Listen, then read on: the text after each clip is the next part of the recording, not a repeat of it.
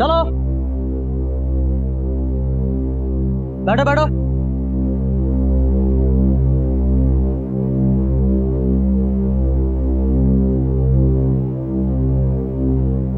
आप सब लोग का स्वागत है। अब कार्यक्रम का आनंद लीजिए।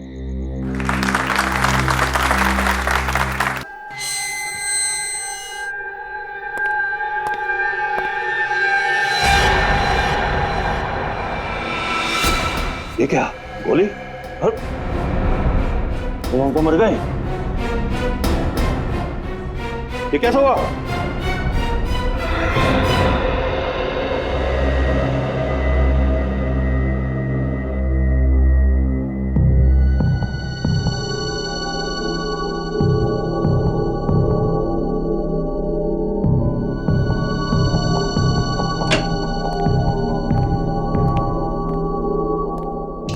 मेरी अनमोल चीज कहाँ चली गई? समझ में नहीं आ रहा।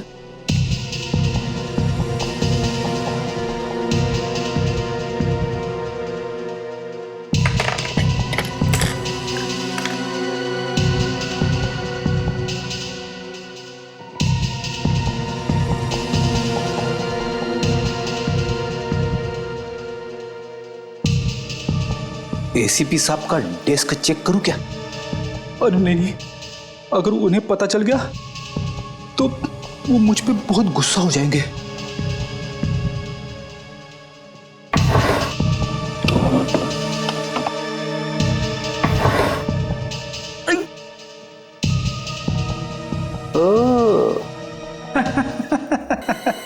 मिल गया मिल गया मिल गया, मेरा अनमोल पेन मिल गया।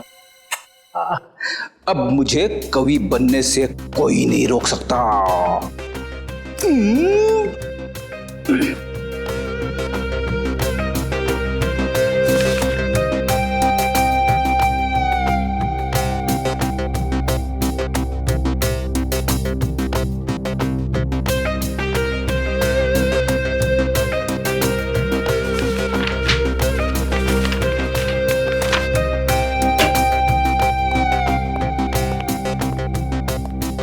क्या बात है फ्रेडी? अपने आप से क्या बातें कर रहे हो? बात ही कुछ ऐसी है। भाई ऐसी क्या खुशी की बात है, हमें भी तो बताओ। सुनना तो आपको पड़ेगा ही। मैं जानता हूं सर, एक आप ही है जो मेरी कला की कदर करते हैं। तुम्हारी कला की कदर? ये कागज क्यों फैला है यहाँ पे? इन्हें कागज मत कहिए सर, ये एक कवि के दिल के अनमोल रतन है। कवि के दिल के अनमोल रतन? लेकिन ये कवि कहाँ है?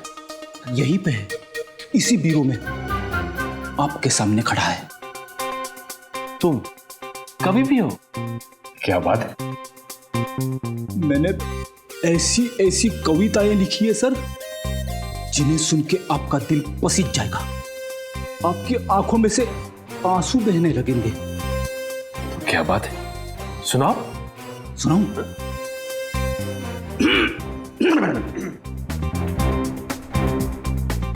हर शाम अपने आंगन में बैठ के जब मैं डूबते सूरज को देखता हूं, हर शाम अपने आंगन में बैठ के जब मैं डूबते सूरज को देखता हूं, तो मेरे दिल में यह ख्याल आता है कि सूरज के साथ साथ पंकज क्यों न चला गया। पंकज? तो तुमने पंकज पे कविता लिख डाली? बहुत याद आ रही है पंकज की? हाँ सर, पंकज की बहुत याद आ रही है। वैसे मैंने एक और कविता लिखी है। एक और? अभिजीत सर और तारिका के ऊपर। ठीक है, ये भी सुना दो। अभिजीत सर को पसंद है फॉरेंसिक लैब में जाना। अभिजीत सर को पसंद है फॉरेंसिक लैब में जाना। डॉक्टर तारिका से पूछते हैं वो केस का ताना बाना। जुर्म से जब बात बढ़ती है रिश्तों पे, तो डॉक्टर सालुंके का वहीं पे आ जाना। बड़ी बहुत प्यारी कविता थी, मेरा दिल तो पसीज गया। उससे पहले मेरी आंखों में आंसू आ जाए प्लीज, बस। नहीं, मैंने और 2-4 कविताएं लिखी है। वो तुम दीवारों को सुनाओ। नहीं नहीं,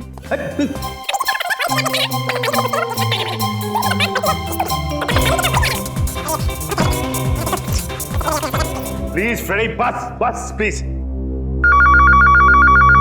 थैंक गॉड, सही समय पे फोन आ गया। हेलो,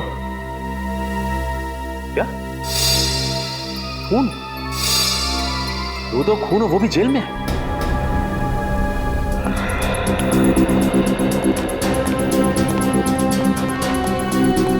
आइए सर, आइए सर।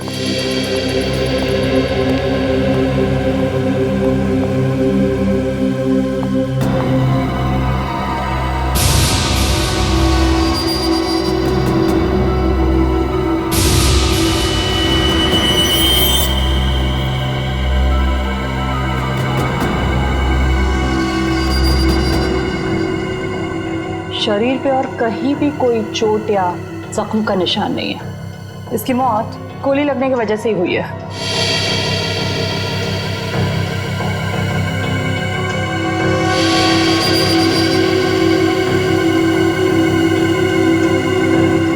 कहीं कोई एग्जिट वुंड भी नहीं है, इसका मतलब गोली शायद शरीर के अंदर ही। सर, यहाँ पे तो गन नहीं है। इससे एक बात तो तय है, इन दोनों ने एक दूसरे को नहीं मारा, ना इन्होंने आत्महत्या की, नहीं तो गन्स यहीं कहीं होती। जरूर किसी तीसरे आदमी ने इनका खून किया है। जेल में खून? ऐसा कैसे हो सकता है? इन दोनों के साथ तो कोई तीसरा कैदी भी नहीं था। नहीं तो मैं सोच रहा हूँ जेलर साहब, जेल के स्पेशल सेल में कैद 2 कैदी वो मारे जाते हैं। कैसे? किसी ने गोलियां चलने की आवाज भी नहीं सुनी? नहीं सर, फंक्शन में गाना इतना तेज बज रहा था कि ठीक से कुछ भी सुनाई नहीं दे रहा था। गाना जितना भी तेज बज रहा हो, गोली की आवाज को नहीं दबा सकता। सर, शायद गन पर साइलेंसर लगा होगा। मतलब तुम ये तो मान रहे तुम्हारी मौजूदगी में कोई जेल के अंदर गन लेकर आया, वो भी साइलेंसर वाली गन, और इन दोनों को मार दिया? नहीं सर, अंदर तो कोई भी नहीं आया। हम दोनों तो यही पहरा दे रहे थे, है ना? हाँ सर। गोली की आवाज नहीं सुनी, किसी को अंदर आते नहीं देखा। कैसे हो सकता है? कहीं तुम दोनों भी बाहर फंक्शन में गाना सुनने तो नहीं चले गए थे? नहीं सर, हम दोनों तो यहीं थे। आप जेलर साहब से पूछ लीजिए। ये ठीक कह रहे हैं, ये दोनों यही ड्यूटी कर रहे थे। सर, मैं इन दोनों को फोरेंसिक लैब ले जाती हूँ। विकी और चंदन की लाश की पोजीशन को देख के लगता है कि जिस वक्त गोली चली वो दोनों जमीन पर लेटे हुए थे। शायद दोनों सो रहे होंगे जब इन्हें गोली मारी गई। लग तो ऐसा ही रहा है, लेकिन देखना ये गोली चली कहाँ से। बड़ी एक बात तो तय है कि इन्होंने आत्महत्या नहीं की, एक दूसरे पर गोली नहीं चलाई। गोली चलाई किसी तीसरे आदमी ने, और जिस वक्त गोली चली इस सेल में इन दोनों के अलावा और कोई भी मौजूद नहीं था। सेल का दरवाजा भी बाहर से बंद था, तो गोली सेल के अंदर से तो चली नहीं, गोली सेल के बाहर से चली। शायद यहां से। एक काम करो, लाश की पोजीशन पर लेट जाओ। आप मुझे कह रहे? हाँ, यहाँ कोई और तो है नहीं। ठीक है सर, अगर आप कह रहे तो मैं सो जाता हूँ।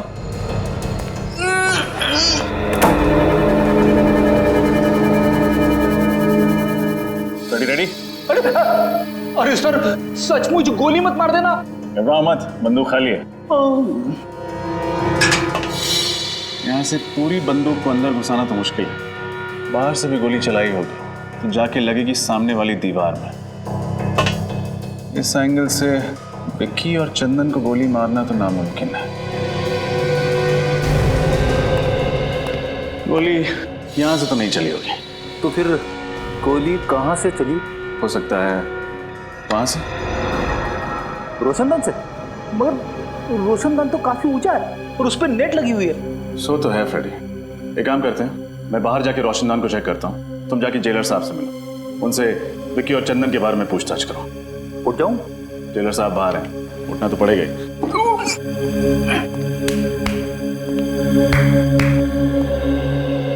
जेलर साहब, ये विकी और चंदन किस जुर्म की सजा काट रहे थे? ये दोनों बैंकों और अमीर लोगों के घरों में घुसकर चोरियां किया करते थे। ऐसे कैदियों को स्पेशल सेल में नहीं रखा जाता ना? ठीक है, ज्यादातर हम लोग ऐसे खूंखार कैदियों को स्पेशल सेल में रखते हैं जिन्होंने खून वगैरह किया। तो फिर आपने उन्हें वहां पे क्यों रखा है? आपने दम कर दिया था इन्होंने, रोज किसी न किसी के साथ मारा मारी झगड़ा, इसलिए मैंने इन दोनों को दूसरे कैदियों से अलग कर दिया। झगड़ा मारा मारी? फिर तो काफी दुश्मन बना लिए होंगे इन दोनों ने इस जेल में। कोई भी कैदी इन्हें पसंद नहीं करता था। जेलर साहब, खून किसी कैदी ने किया है, लेकिन सर उनकी सेल के बाहर हमेशा सिक्योरिटी गार्ड का पहरा रहता था। इतनी सिक्योरिटी होने के बावजूद भी 2 खून हो चुके हैं। एक तो मैं सोच रहा हूँ, जबकि हमारे जेल के अनुशासन और नियम बहुत बड़े हैं, उसके बावजूद 2 कैदियों का कत्ल हो गया। हर आदमी की जांच पड़ताल की जाती है, हर चीज की जांच पड़ताल की जाती है, बावजूद उसके मुझे तो अभी तक यकीन नहीं हो रहा कि हमारे यहाँ ऐसा हो गया। आपको यकीन करना पड़ेगा जेलर साहब, क्योंकि हकीकत यह है कि आपकी निगरानी में 2 खून हो चुके हैं। कैदियों से मिलने कौन कौन विजिटर्स आते थे, उन सब की लिस्ट चाहिए मुझे। ठीक है। ये रोशनदान तो काफी ऊंचाई पर है। यहाँ तक पहुंचने के लिए उन्हीं को या तो एक ऊंचा स्टूल या फिर सीढ़ी की या घोड़े की जरूरत पड़ी होगी। लेकिन ऐसा कोई भी सामान यहाँ तक लाना या फिर यहाँ से ले जाना बहुत मुश्किल है। एक खूनी ऊपर कैसे चढ़ा, और अगर वो वहां चढ़ भी गया तो गोली कैसे चलाएगा? क्योंकि जाली के साथ कोई छेड़खानी तो की नहीं गई, ना ही जाली में कोई छेद है। सर, मैंने जेलर साहब से कह के सारे विजिटर्स की लिस्ट मंगवा ली है जो कैदियों से मिलने आते थे। Very good. हाँ डॉक्टर तारिका।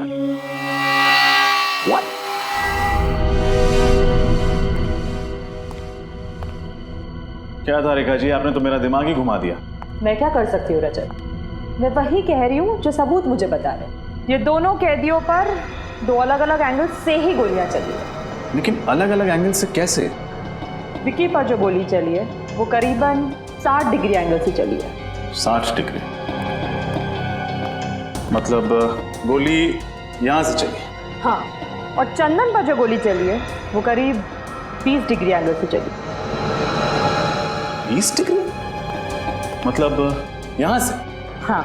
तो क्या खूनी ने घुटने पे बैठकर गोली चलाई थी? अब एंगल तो यही दिखा रहा है।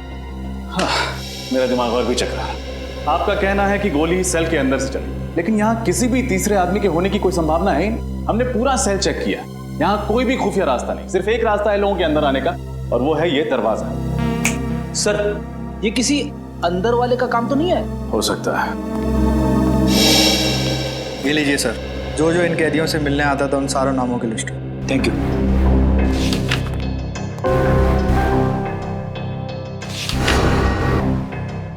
ये देखिए सर, जसलोक नाम का एक आदमी है जो पिछले 1 महीने से 2 कैदियों से मिलने हर रोज जेल में आ रहा है। दोनों कैदियों के नाम? मुन्ना और जकोटा। मुन्ना और जकोटा से मिलते हैं। जल्दी आओ। ये मुन्ना है और ये जकोटा। स्पेशल सेल की 7 वाली जेल में रखा गया है इनको। मुन्ना और जकोटा किस जुर्म की सजा काट रहे हैं तुम? लुटेरे हैं तुम। सुनसान हाईवे पर मुसाफिरों को रोककर उनके पैसे गहने वगैरह छीन लेते हैं। पर कभी किसी मुसाफिर का नुकसान नहीं किया साहब? मुसाफिरों को नुकसान नहीं पहुंचा, लेकिन जेल के अंदर 2 खून कर दिए। 2 खून? साहब ये क्या कह रहे हैं आप? किसी का खून करने के बारे में हम कभी सोच भी नहीं सकते। बनो मत। विक्की और चंदन के साथ तुम दोनों का 36 का आंकड़ा था ना? 36 का नहीं, 37 का कहिए। कोई दिन ऐसा नहीं गया जब इन दोनों की उन दोनों के साथ तू मैं ना हुई हो। कई बार तो हाथापाई की नौबत आई है। साहब, विक्की और चंदन को तो आपने अलग सेल में बंद कर दिया था, फिर हम उन्हें कैसे मार सकते हैं साहब? मार सकते हैं, जरूर मार सकते हैं, अपने उस साथी की मदद से जो पिछले 1 महीने से हर रोज तुम दोनों से यहाँ मिलने आता। साथी? आप लोग किस साथी की बात कर रहे हैं साहब? जसलोक की बात कर रहे हैं। जसलोक? वो तो वो क्या? जसलोक का नाम सुनते ही तुम दोनों के पसीने के छूटने लगे। आप लोग गलत समझ रहे हैं साहब। हमारा और जसलोक का ऐसा कोई इरादा नहीं था साहब। तो फिर क्या इरादा था? सच सच बता दो, वरना जसलोक से तो सच निकलवा ही लेंगे हम। अब हमें सब सच बता देना चाहिए, ना 2 कत्ल का इल्जाम हमारे सर पे आ जाएगा। आपस में खुसुर पुसुर करने से कुछ नहीं होगा। जल्दी बोलो, क्या बोलना है? साहब, विक्की और चंदन हमारे दुश्मन नहीं, दोस्त थे। झूठ, फिर से झूठ। नहीं साहब, हम सच कह रहे हैं साहब। हम चारों जसलोक की मदद से जेल तोड़ के भागने की साजिश कर रहे थे। जेल तोड़कर भागने की साजिश? हाँ साहब, इसीलिए उस दिन हमने जेल में झगड़े का नाटक किया था, ताकि आप लोगों को हमारे ऊपर शक ना हो। इतना बड़ा धोखा, इतनी बड़ी साजिश। देखो, अगर ये बात गलत निकली ना तो। आप फिक्र मत कीजिए जेलर साहब, जब भी जसलोक हमारे हाथ लगेगा सच तो बाहर आ ही जाएगा। किसी और पर शक है आपको?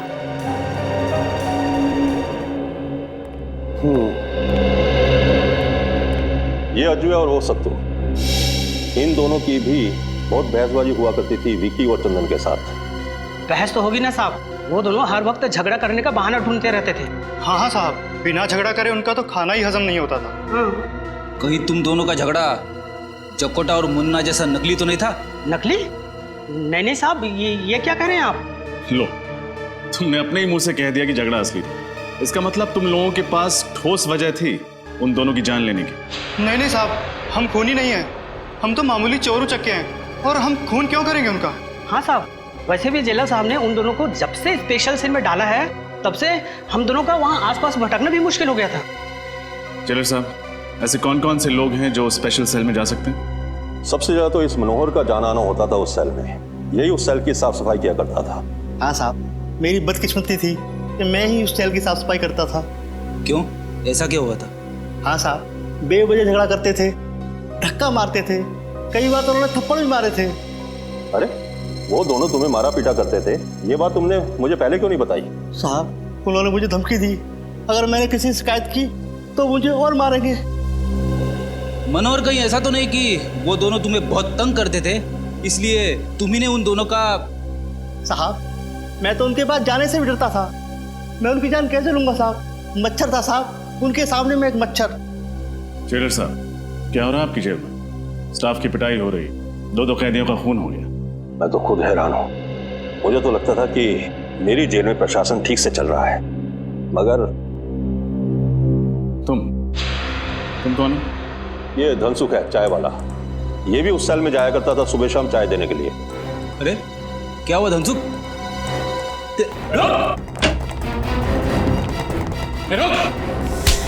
मुझे छोड़ दीजिए साहब, मुझे छोड़ दीजिए।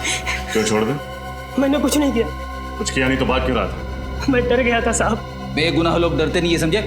क्या तुम्हारा भी कोई झगड़ा हुआ था उनके साथ? नहीं साहब, मुझसे तो दोनों प्यार से बातें करते थे।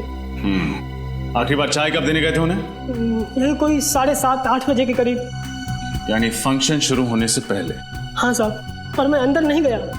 क्यों, अंदर क्यों नहीं गए? साहब, मेरी चाय खत्म हो गई थी, इसलिए मैं बाहर से ही वापस आ गया। लेकिन सेल के पास तो गए थे ना, कुछ तो देखा होगा तुमने। क्या उस वक्त दोनों ठीक थे? हाँ साहब, दोनों अच्छे भले थे, आपस में बातें भी कर रहे थे। बातें कर रहे थे? क्या बातें कर रहे थे? कुछ सुना था तुमने? हाँ साहब, याद आया। क्या है, क्या बात है? भाई ये क्या मुसीबत है? मच्छरों ने काट काट कर बेहाल कर दिया है, जीना हराम हो गया है। हाँ? अरे मच्छर काट रहे हैं तो मच्छरदानी मंगवाऊं? जाओ और चुपचाप सो जाओ। अरे यहाँ बैठना मुश्किल हो रहा है और सोने की बात कर रहे हो? पता नहीं ऊपर से ये रोशनदान की जाली किसने निकाल दी है। अब तो मच्छरों की ऐसा है यहाँ पे। तुम लोगों का ना रोज रोज का नाटक हो गया है। कभी मारपीट करते हो, कभी गुंडागर्दी करते हो, तो कभी मच्छर का बहाना करते हो। यार चुपचाप सो जाओ। अरे धनसुख, इधर आ तू और चाय पिला। वहां क्या करा? इधर आ। चाय खत्म हो गई, अभी लाता हूँ थोड़ी देर में। भाई मेरे लिए चाय खत्म हो गई, जा जल्दी लेके आ। ओह, तो ये बातें हो रही थी। मगर सर, जब हम पहली दफा स्पेशल सेल में आए तब तो रोशनदान के ऊपर नेट लगा हुआ था ना? हाँ फ्रेडी, मैं भी यही सोच रहा हूँ। हुआ कुछ ऐसा होगा कि फंक्शन से पहले ही मौका पाकर खूनी ने रोशनदान से नेट हटा दिया होगा। फिर उसने फंक्शन के शुरू होने का इंतजार किया होगा। जैसे ही फंक्शन शुरू हुआ, सब लोग बाहर चले गए और खूनी ने विक्की और चंदन को गोली से मार दिया। फिर वापस भागने से पहले उसने रोशनदान पर नेट वापस लगा दिया।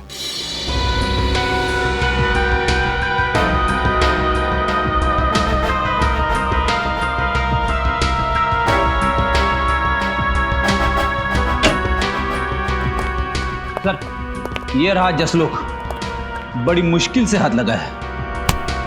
9-2-11 होने के फिराक में था। तो आप हैं मिस्टर जसलोक, जो पिछले 1 महीने से हर रोज मुन्ना, जकोटा, विक्की और चंदन से मिलने के लिए जेल में जाते थे? हाँ? क्या बकवास कर रहे हैं सर? एक तो आपका ऑफिसर मुझे जबरदस्ती उठाकर लेकर आया, ऊपर से आप अनाप शनाप बके जा रहे हैं। अरे जेल में किसी से मिलना गुनाह है क्या? जी नहीं, जेल में किसी से मिलना गुनाह नहीं है, लेकिन जेल से भागने में किसी की मदद करना गुनाह जरूर है। सर, मैंने किसी की मदद नहीं की और ना ही किसी साजिश में मेरा कोई हाथ है। देखो, मुन्ना और जकोटा अपना मुंह खोल चुके हैं। तुम्हारे लिए यही बेहतर है कि तुम हमारा समय बर्बाद ना करो। बोलो सच। सर, मैंने एक बार बोल दिया ना कि मैंने किसी की मदद नहीं की तो नहीं की। बड़ी लगता है ये भाई साहब शराफत से कुछ नहीं बताने वाले। इनके ऊपर उस चीज का इस्तेमाल करना ही पड़ेगा। समझ गया मैं। सर किस चीज की बात कर रहे हैं? अभी पता चल जाएगा किस चीज की बात कर रहे हैं। सर बताइए ना प्लीज। अरे ये क्या है? ये सच बोलने का इंजेक्शन है। सच बोलने का इंजेक्शन? एक बार अगर ये इंजेक्शन लग जाए ना तो आदमी तोते की तरह सच बोलने लगता है। सर इसकी जरूरत नहीं, मैं सब बताता हूँ सर। मैं नुस्खा काम में आ गया। तुम क्यों रुक गए? शुरू हो जाओ।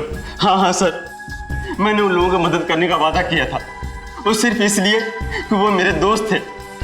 और जेल से निकलने के बाद इन चारों का क्या प्लान था? सर वो मुझे पता नहीं है, मैं तो सिर्फ जेल से निकलवाने में मदद कर रहा था। उसके बदले में वो लोग मुझे 10 लाख रुपए देने वाले थे सर।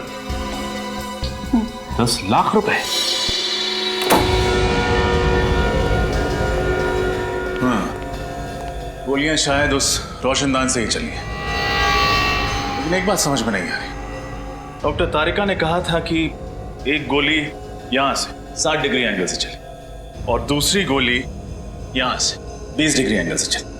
लेकिन अगर दोनों गोलियां एक ही दिशा से उस रोशनदान से आई तो दोनों कैदियों को अलग अलग एंगल से कैसे लगी?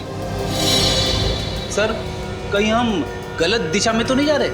नहीं फेडी, दिशा तो सही है, बस देखना यह है कि हवा का रुख किस तरफ है। हवा दिशा मैं कुछ समझा नहीं सर। मेरे कहने का मतलब यह है कि इन दोनों कैदियों के खून का उस रोशनदान से कोई ना कोई संबंध जरूर है, लेकिन क्या ये समझ में नहीं आ रहा। कहीं खूनी रोशनदान से तो अंदर नहीं आया? क्या फेडी, रोशनदान का साइज देखा है तुमने? इतने छोटे से रोशनदान से एक पूरा इंसान अंदर कैसे आ सकता है? अरे तो क्या सर गन खुद उड़ के आई अंदर? क्या कहा तुमने? नहीं सर नहीं, शायद सही कहा तुमने। हाँ, गन उड़ के ही सेल के अंदर आई। गन उड़ के अंदर आई? हो सकता है गन किसी ऐसी चीज के साथ जुड़ी हुई जो उड़ सकती, जैसे कि कोई खिलौना। हाँ सर, वो छोटे छोटे खिलौने होते हैं ना, वो हेलीकॉप्टर्स, एरोप्लेन, जिन्हें रिमोट कंट्रोल से उड़ाया जाता है। एग्जैक्टली। दरअसल हुआ कुछ ऐसा होगा कि खूनी रोशनदान के उस तरफ नीचे खड़ा होगा, उसके हाथ में रिमोट कंट्रोल होगा, उसने इस रोशनदान के जरिए हेलीकॉप्टर को अंदर भेजा होगा। हेलीकॉप्टर में एक कैमरा फिट होगा जिसके जरिए खूनी देख सकता था कि हेलीकॉप्टर कहां जा रहा है। इसके अलावा हेलीकॉप्टर में एक मैकेनिज्म होगा जिससे वो दोनों गोलियां चली होंगी, जिससे कि विकी और चंदन की नींद में ही मौत हो गई। ओह, अब समझ में आया गोलियां 2 अलग अलग एंगल से कैसे चली है।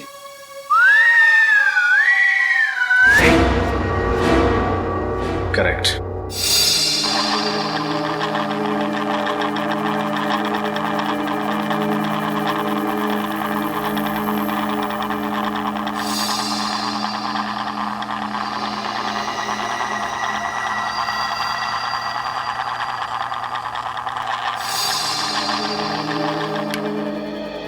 वो हेलीकॉप्टर भी कुछ इस तरह का होगा, इससे ज्यादा बड़ा नहीं हो सकता, नहीं तो फिर वो उस रोशनदान से सेल में घुस नहीं पाता। इसका मतलब ये काम किसी अंदर वाले का ही, जिसे अच्छी तरह से पता था कि रोशनदान की लंबाई और चौड़ाई कितनी है। हो सकता है ये आदमी कोई जेल का कैदी या फिर जेल का ही कोई आदमी, क्योंकि बाहर का कोई आदमी इतनी प्लानिंग से खून नहीं कर सकता। सर ये मुजरिम भी क्या नए नए तरीके निकालते हैं खून करने के लिए। अगर इतना दिमाग किसी अच्छे काम में लगा दें तो समाज का कितना भला हो सकता है। हाँ ये बात तो है श्रेया, खूनी ने दिमाग तो बहुत लगाया इसमें। रिमोट वाला हेलीकॉप्टर और रिमोट वाली गन। और इस तरह का हेलीकॉप्टर बाजार में तो मिलता नहीं होगा, खूनी ने जरूर किसी खास दुकान या कारीगर से बनवाया होगा। या शहर में जितनी भी इस तरह की दुकानें हैं जहाँ पे कस्टम मेड चीजें बनती हैं, वहाँ पता करते हैं। अच्छा, वैसा हेलीकॉप्टर चाहिए था आपको? हाँ क्यों? मुझे लगा ऐसे हेलीकॉप्टर से तो जवान लोग खेलते हैं। क्या मतलब है तुम्हारा? मैं बुड्ढा दिखता हूँ तुमको? मेरा वो मतलब नहीं था सर। तो फिर क्या मतलब था? मुझे सिर्फ इतना बताओ, तुम्हारे पास इस तरीके का हेलीकॉप्टर है या नहीं? नहीं। अरे तो पहले बताना चाहिए था। इतनी देर से टाइम पास कर रहा था क्या? सुबह से कोई मिला नहीं? Excuse me. हाँ जी। आपकी दुकान में रिमोट कंट्रोल से चलने वाला हेलीकॉप्टर मिलता है? नहीं, ऐसा हेलीकॉप्टर तो हमारे दुकान में नहीं मिलता है। अगर ऐसा हेलीकॉप्टर आपकी दुकान में नहीं मिलता है तो आपको पता तो होगा ये कहाँ मिलता है। एक काम कीजिए सर, आगे चले जाइए और पूछ लीजिए, उनको शायद पता होगा कहाँ मिलता है। आपको नहीं पता? नहीं। तो ऐसा बोलो ना।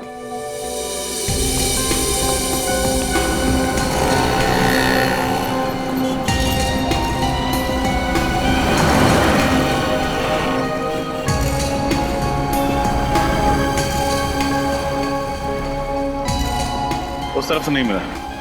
भाई उस तरफ भी कुछ नहीं। क्या फ्रेडी, हमारा चेहरा लाल क्यों? कुछ नहीं सर, कुछ भी नहीं मिला। उधर एक दुकान है, चल के पूछना।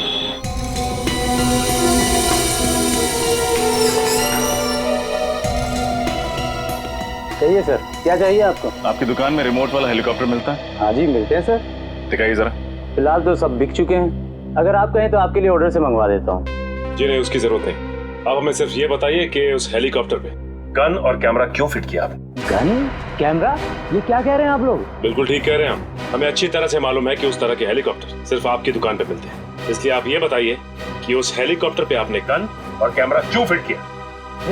आप लोग बेवजह मुझे बदनाम कर रहे हैं।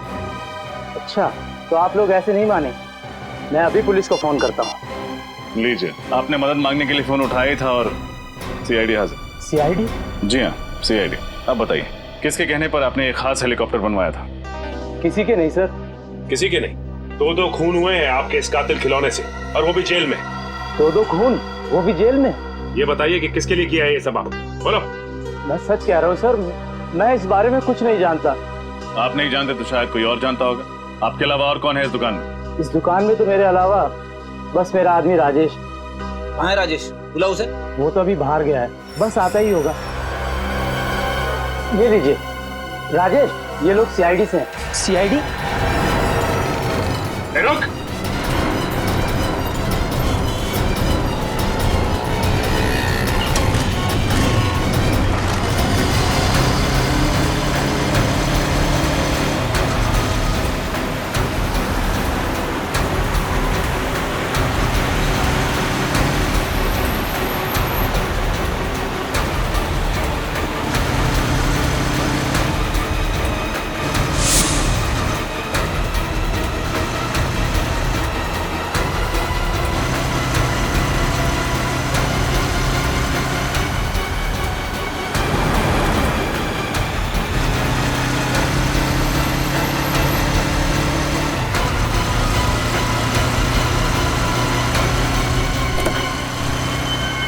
मेरी तो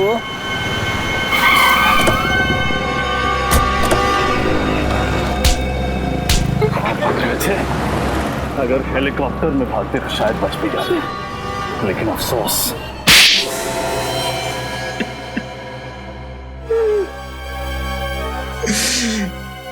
गलती हो गई साहब, मैंने जो कुछ भी किया पैसों के लिए किया। उस आदमी ने मुझे 50,000 रुपए दिए थे हेलीकॉप्टर में गन फिट करने के लिए। पैसों के लालच में तुमने एक खूनी की मदद की? गलती हो गई साहब, दोबारा ऐसी गलती कभी नहीं करूं। जेल से निकलोगे तो दोबारा करोगे ना? किसने पैसे दिए थे? पता नहीं, उसका ना तो नंबर याद है, ना एड्रेस, और नहीं नाम। चेहरा याद है उसका? शक्ल थोड़ी थोड़ी याद है उसकी। कम से कम कुछ तो याद आया इसे श्रेया। इससे स्केच बनवा लेते हैं और अपने क्रिमिनल डाटाबेस में चेक करते हैं, हो सकता है ये कोई पुराना अपराधी हो।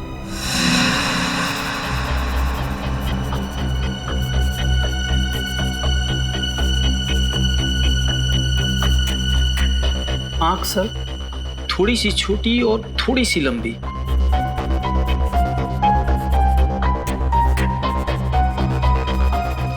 ये सही, होठ बिल्कुल सही, ऐसा है। और बाल सर? बाल छोटे छोटे थोड़े से और सुनहले सुनहले कलर का। हाँ सर, स्केच रेडी है।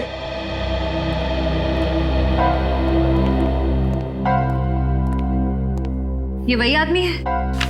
यस मैम, वही है। श्रेया, काम कर, अपने क्रिमिनल डाटाबेस में देखो, हो सकता है पुराना क्रिमिनल हुई। सर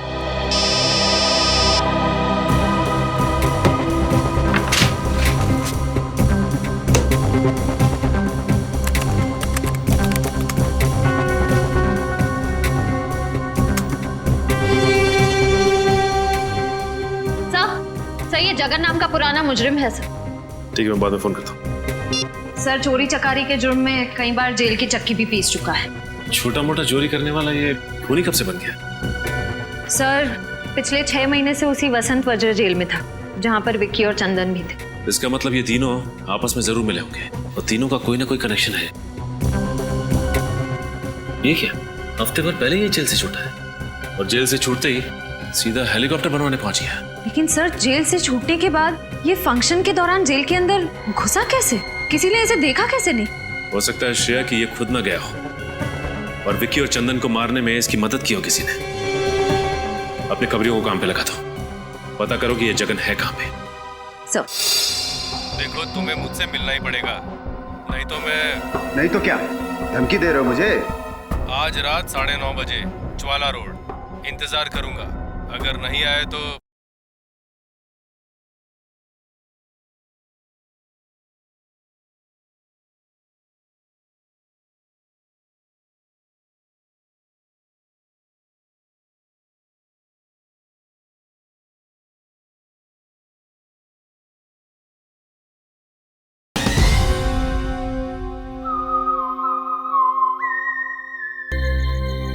देखो रिंकू, अगर तुम्हारी खबर गलत निकली ना तो सोच। क्या साहब, रिंकू की खबर आज तक गलत निकली है? जो अब निकलेगी, जिस कबूतर की आपको तलाश है उससे यहीं पे घोंसला बना रखा है, यही है उसका घर। ये है जगन का ठिकाना। ठीक है रिंकू, ये रखो तुम अपने पास।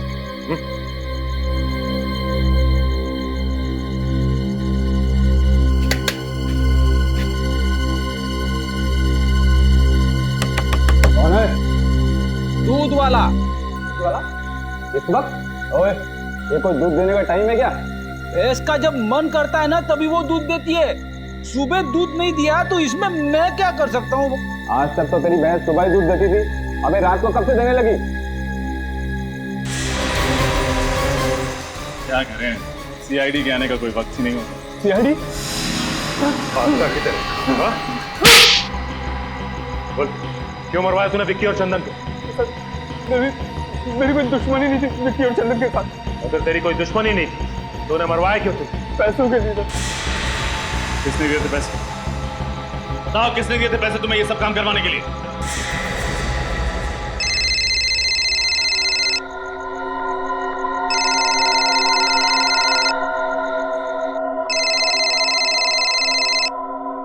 हेलो, मैं जगन बोल रहा हूँ।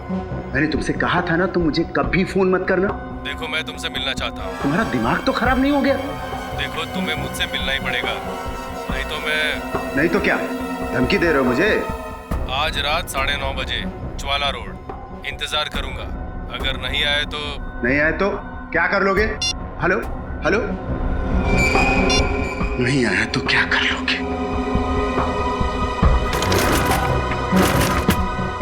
आज तुमसे मिलकर तुम्हारा हिसाब किताब चुकता करना ही पड़ेगा।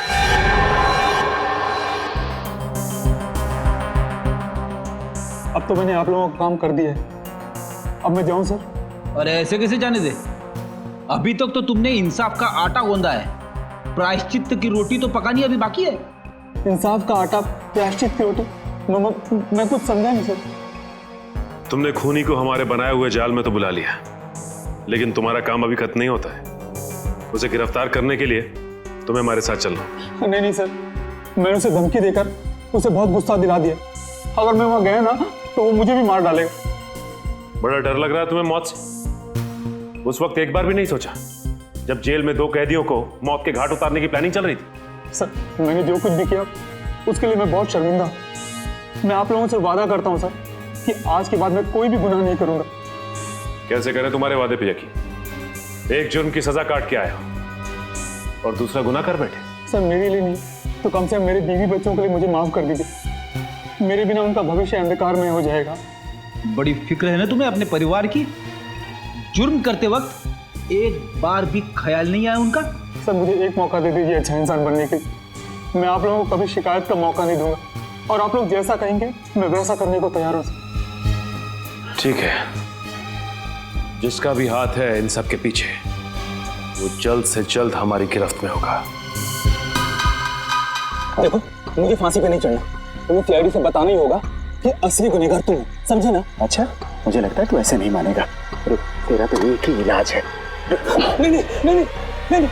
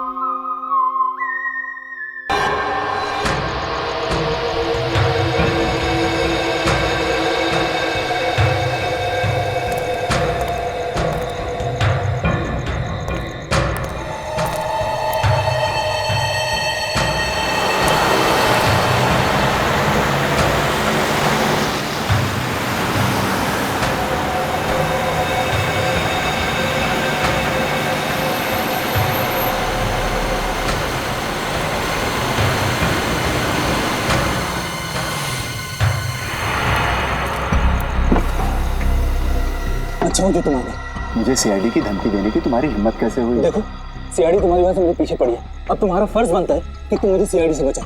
अच्छा, मैंने जो तुमसे काम करवाया उसकी कीमत मैं दे चुका हूँ और तुम्हें सीआईडी से बचाने का मैंने ठेका नहीं ले रखा। देखो मुझे फांसी पे नहीं चढ़ना, तुम्हें सीआईडी से बताना ही होगा कि असली गुनहगार तुम हो, समझे ना? अच्छा, मुझे लगता है तू ऐसे नहीं मानेगा। रुक, तेरा तो एक ही इलाज है। नहीं नहीं नहीं नहीं, इतना बड़ा धोखा। सीआईडी के सामने गोलीबारी अच्छी बात नहीं है।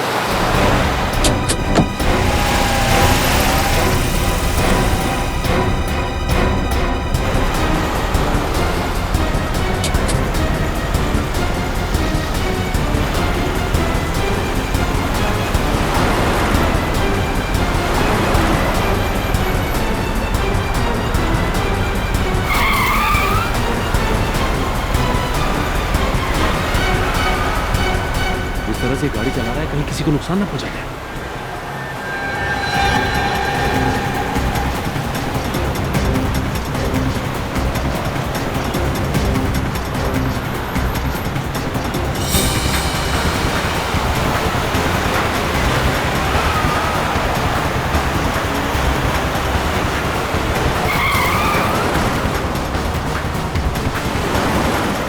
टायर पे गोली मारो।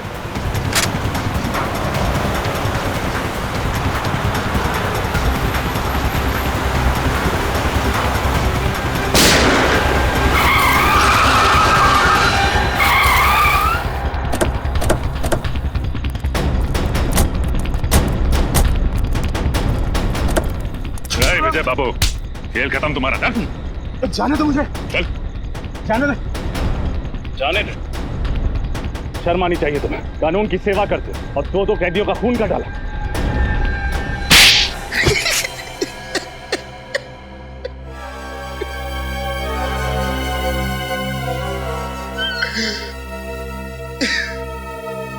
मैंने उन लोगों को मारने का इरादा बहुत पहले ही कर लिया था।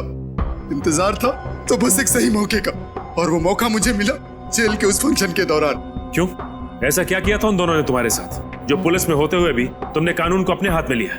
उन लोगों ने मेरी बहन के घर चोरी तो की ही थी, साथ ही साथ उन्होंने मेरी बहन अर्चना के साथ छेड़छाड़ और जबरदस्ती की थी। क्या? तो तुमने ये बात किसी से कही क्यों नहीं? मैं डरता था कि समाज में बदनामी होगी, मेरी बहन का घर से बाहर निकलना मुश्किल हो जाएगा। बस इसी डर से मैं अपना मुंह बंद करके बैठा था, और विक्की और चंदन इसी डर का फायदा उठाकर मुझे ब्लैकमेल करने लगे थे। नजरें क्यों चुरा रहे हो विजय बाबू? लगता है हमें देखकर विजय बाबू की आंखों में आंसू आ जाते हैं, इसलिए नजरें चुरा लेते हैं। क्यों? पर चंदन, हमें देखकर विजय बाबू को रोना क्यों आता है? क्योंकि शायद इसे अपनी बहन अर्चना की याद आ जाती है। अरे बाप रे, चंदन, चंदन इसे गुस्सा आ रहा है, इसे बहुत तेज गुस्सा आ रहा है। चंदन, चंदन, मुझे डर लग रहा है। चंदन, मेरे हाथ कांप रहे हैं।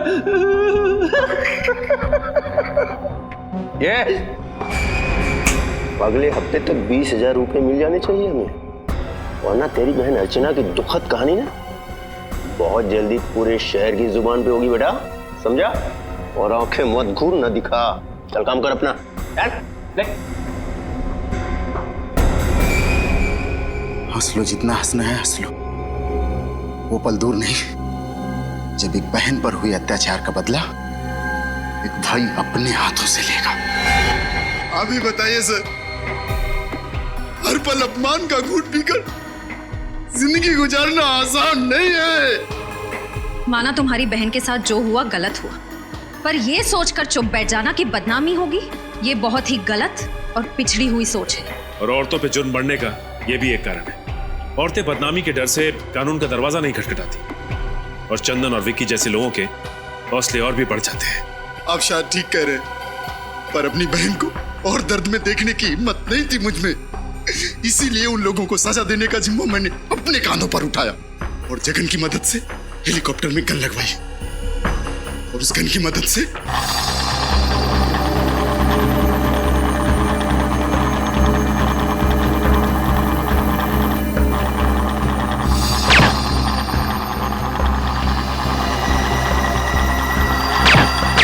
माना कि तुमने जो किया अपनी बहन का बदला लेने के लिए किया, पर अगर बदले की आड़ में हर इंसान जुर्म करने लगे तो समाज में जंगल राज फैलने में देर नहीं लगेगी।